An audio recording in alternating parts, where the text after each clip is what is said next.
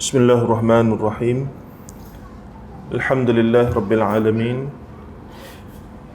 Wassalatu wassalamu ala ashrafil anbiya wal mursalin wa ala alihi wa sahbihi ajma'in. Hamdan hamidin, hamdan syakirin, hamdan yuafi ni'amahu wa kafi'u mazidah.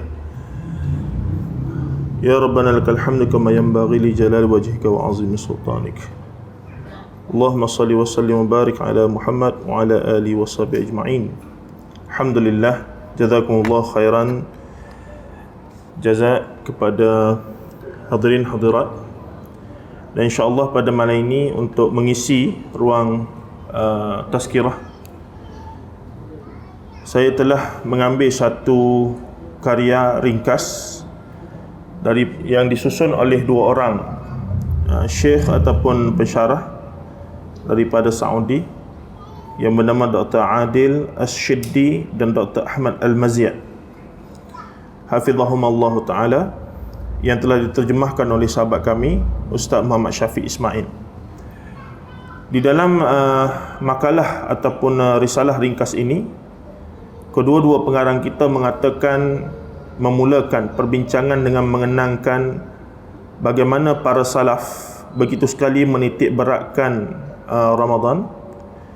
Bahkan dikatakan sebahagian salaf, qala ba'dus salaf, mereka berdoa kepada Allah selama 6 bulan agar Allah menyampaikan mereka kepada bulan Ramadan.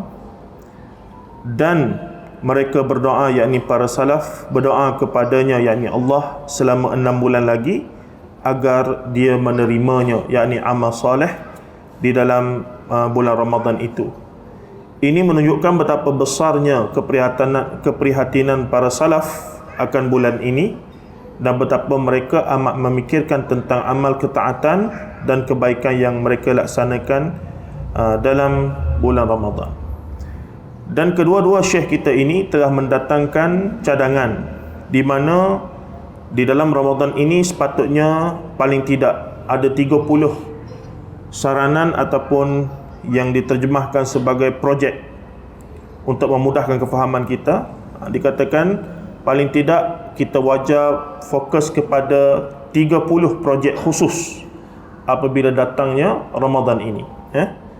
Yang pertama, mungkin malam ini kita dapat sentuh 1 sampai 10 kalau sempat. Malam esok kita sambung lagi dan beberapa siri tazkirah lain untuk seterusnya. Pertama, dan kebetulan bila saya baca risalah ini, ternyata apa yang dinyatakan sebahagiannya sudah kita ketahui dan amalkan, alhamdulillah, saya yakin. Cuma dari sudut dalil ataupun penisbahan nas yang digunakan mungkin kita jarang-jarang dengar. Sebagai contoh yang pertama, kedua-dua syekh kita mengatakan projek yang pertama, apabila datangnya Ramadan, sewajarnya kita antara perkara yang perlu kita fokus adalah memperbaiki hubungan antara sesama, khususnya di kalangan ahli keluarga.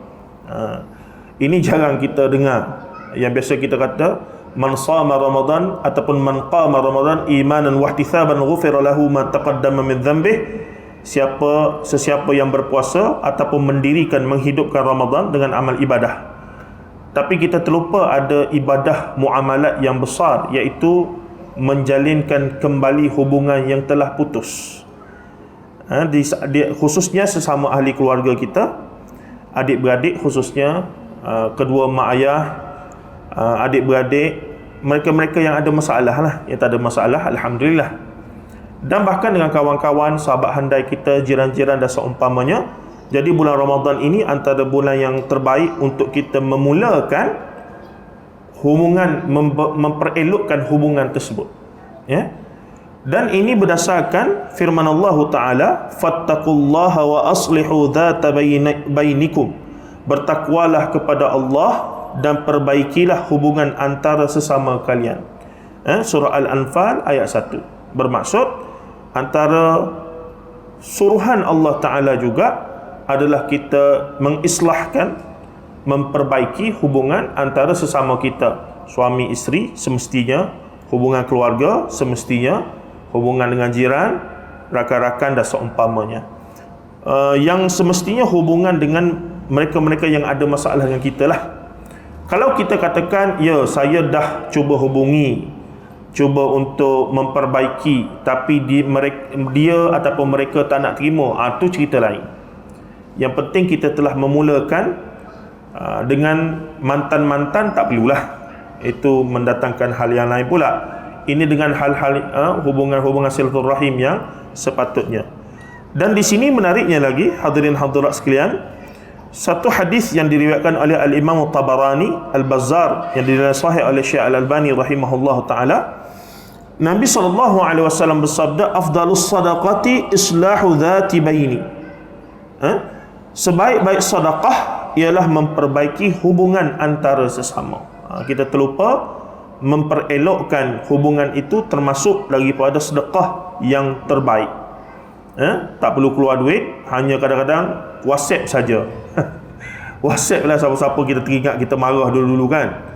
Zaman-zaman muda ke zaman kita, ada nombor dia, kita WhatsApp, Assalamualaikum, apa khabar? Lama tak dengar khabar. Nanti ada masa kita keluar minum lah. Dan seumpamanya, begitu je lah, nak macam mana lagi kan.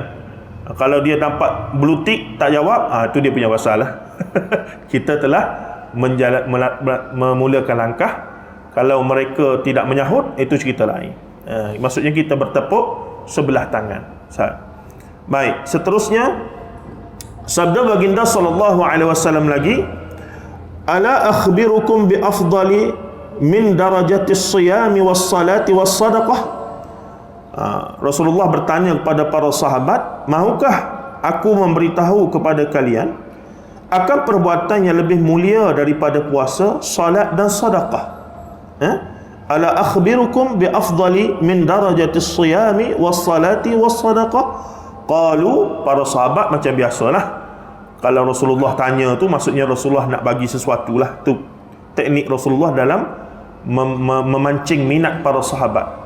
Maka para sahabat macam hadis-hadis lain akan kata, bala, bahkan Rasulullah, mestilah, of course lah. Kalau bahasa kita sekarang, kalau Rasulullah hidup zaman kita ni, of course lah Rasulullah. Of course lah kan, memang nak lah.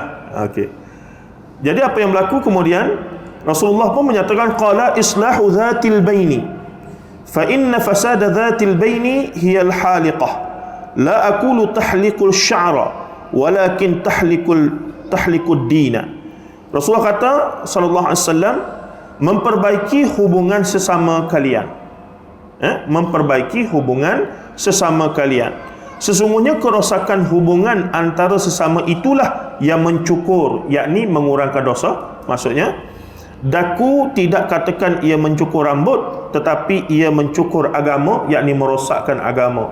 Antara perkara yang merosak agama adalah kerosakan hubungan sesama saudara mara ataupun sesama Islam dan seumpamanya.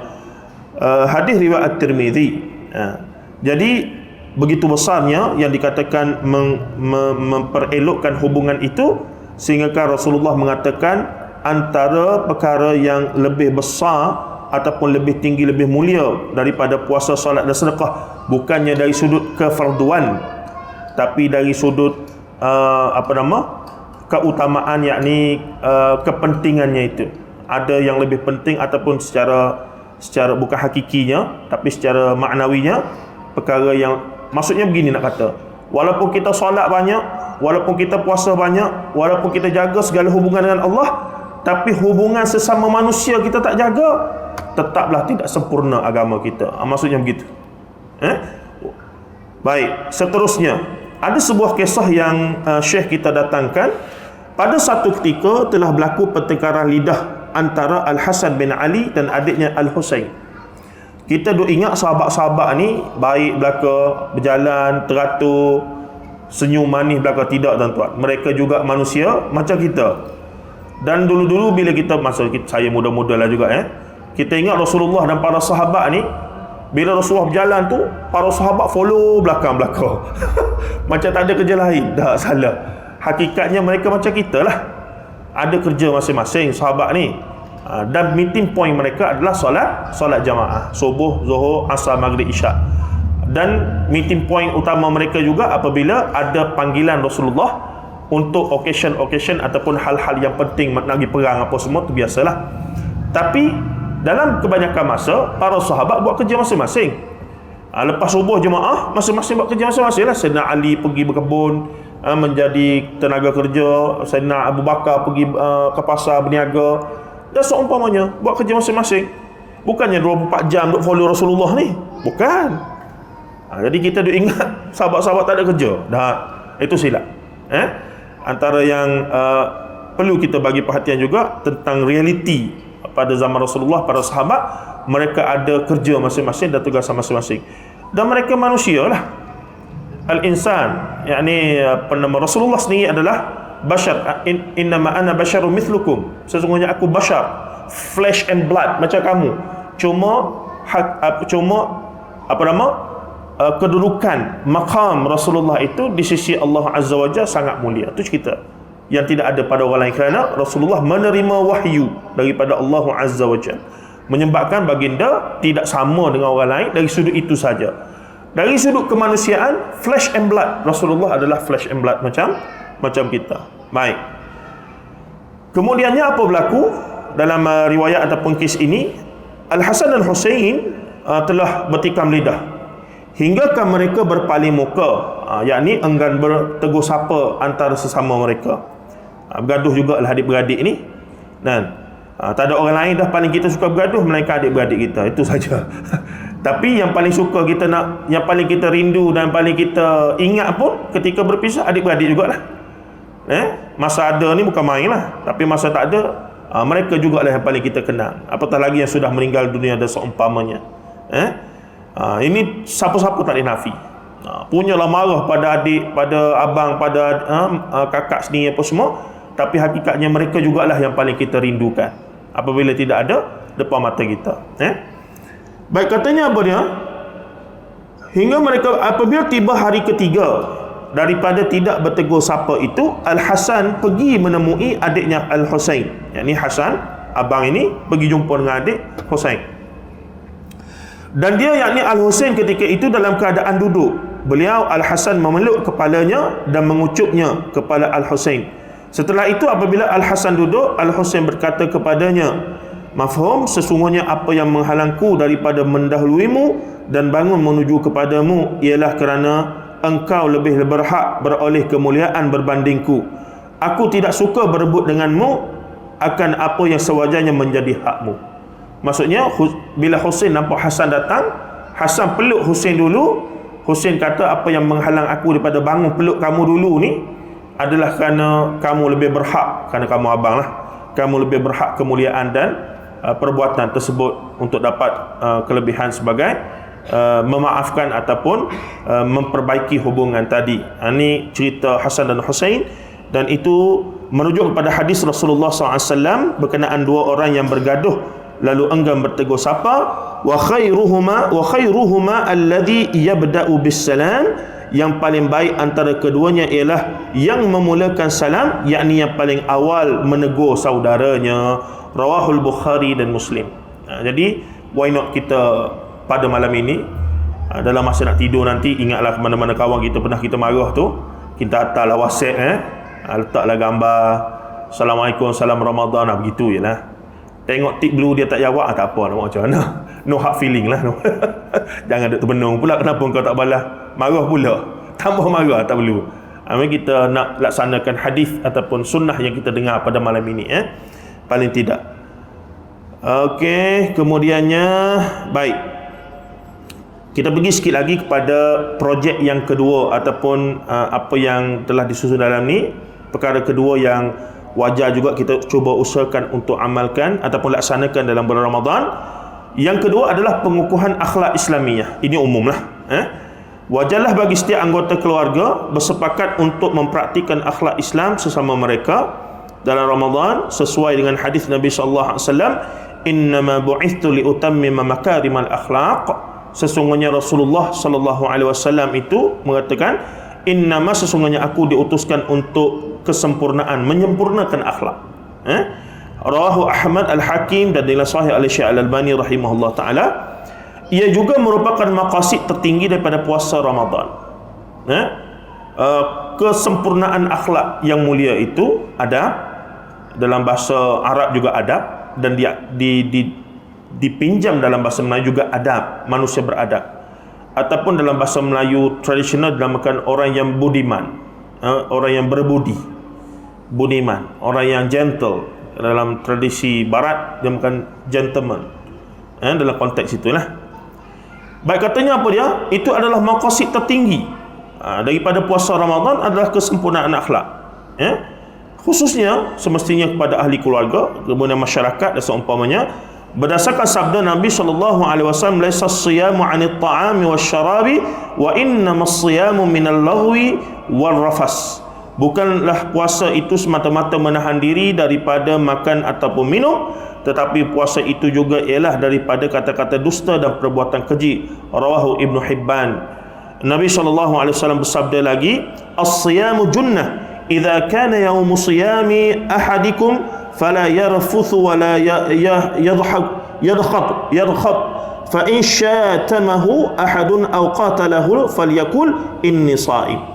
Puasa itu ialah perisai sekiranya pada satu hari itu merupakan hari berpuasa bagi salah seorang daripada kamu, maka janganlah dia melakukan hubungan intim, hubungan badan antara suami isteri, dan janganlah dia berteriak kerana marah, maki hamun ataupun lost control. Sekiranya seorang mencelanya ataupun mengajaknya untuk berperang, berkelahi, bertumbuk, yakni berlawan dengan senjata ataupun dengan apa saja, hendaklah dia berkata inni shaim, sesungguhnya aku sedang berpuasa. Rawahu Bukhari dan Muslim muttafaqun alaih. Tuan-tuan dan puan rahimahullah, saya membaca beberapa karya Hamka lah. Menariknya Hamka menukilkan pandangan daripada Karl Marx dan juga Sigmund Freud. Ini ahli-ahli falsafah barat. Dia kata masalah manusia ini menurut Karl Marx, Marxism, adalah berpunca daripada perut. Maksudnya lapar. Kerana manusia nak isi perut, sebab lapar tu, maka berlakulah pembunuhan, penindasan, perompakan, segala masalah sosial yang berlaku, antara lain kerana manusia nak isi perut kerana lapar. Datang kemudian yang namanya Sigmund Freud, tak silap saya orang Jerman lah, ahli falsafah Jerman. Dia kata masalah manusia itu berpunca daripada libido, nafsu seksual ataupun syahwat, bawah pada perut, faraj, kemaluan. Kerana nak selesaikan masalah libido ni, maka berlakulah segala masalah kejahatan manusia, maksiat, kejahatan, kezaliman dan seumpamanya.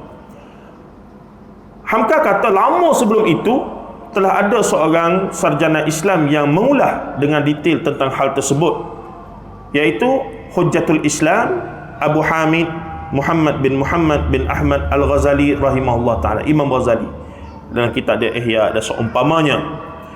Dan itu semua tidak lain untuk mengekang nafsu perut dengan nafsu syahwat ni. Itulah matlamat dan objektif puasa itu sendiri. Kerana ta'rif puasa apa dia? Menahan diri daripada perkara yang membatalkan, ta'rif yang biasalah, daripada perkara yang membatalkan. Tapi Hamka dia ulah lebih dalam. As-siyam itu adalah menahan diri daripada makan dan minum dan hubungan yang halal sama suami isteri pada siang hari Ramadan dalam masa matahari naik, matahari jatuh. Itu bermaksud puasa ini satu perintah daripada Allah untuk nak buktikan bahawa kalau kita benar-benar beriman, la'allakum tattaqun tu, dan bertakwa, kita pasti boleh mengekang dua masalah tadi tu, masalah perut dengan masalah bawah pada perut tu. Boleh kita selesaikan kalau kita benar-benar beriman dan bertakwa kepada Allah, dan ini dibuktikan dalam 30 hari dalam bulan Ramadan. Ini menarik ya. Kadang-kadang ada manfaat jugalah golongan ahli falsafah ni. Sikit sebanyak adalah kita boleh ambil. Dia melihat dari sudut itu. Saya perlu fikir betul, tuan-tuan. Bulan puasa ni bulan untuk mengekang. Sementara bukannya 30 hari tu penuh. Kalau 30 hari penuh, pening banyak juga tu. Tapi sebab dia hanya sementara, daripada matahari naik sampai matahari jatuh. Jadi maqasid tertinggi, maqasid objektif, matlamat adalah tidak lain untuk akhirnya kita la'allakum tattaqun, yang juga via sama dengan la'allakum tattaqun itu adalah makarimal akhlak, iaitu kesempurnaan akhlak. Wallahu taala a'lam. Pada malam ni kita sempat dua saja. InsyaAllah malam esok kita sambung lagi 2 dan seterusnya. Semoga-moga sempatlah 30 ni 30 yang dicadangkan oleh 2 syekh kita ni dalam bulan Ramadan ini, insyaAllah. Jadi kesimpulannya, pertama malam ni balik WhatsApp lah siapa-siapa ya, telefon ke lebih bagus. Sahabat-sahabat yang pernah ada kita terasa hati ke, kita jauhkan diri ke, untuk sambung hubungan balik, ajaklah mengetai ke apa semua ya. Ajak bersahur tu mengarut sangat, marilah ajak bersahur susahlah sikit, tapi ajak mengetai tu boleh lagi, colek-colek kan. Begitu. Yang kedua, tidak lain adalah usaha untuk memperbaiki akhlak lah. Itu tidak lain adalah objektif daripada tauhid itu sendiri, daripada tazkiyatun nafs itu sendiri, daripada fiqh itu sendiri. Tidak lain akhirnya untuk melahirkan seorang manusia yang sempurna akhlaknya. Wallahu taala alam. Sallallahu alaihi wasallam Muhammad wa ala alihi washabihi ajma'in. Alhamdulillah rabbil alamin. Assalamualaikum warahmatullahi taala wabarakatuh.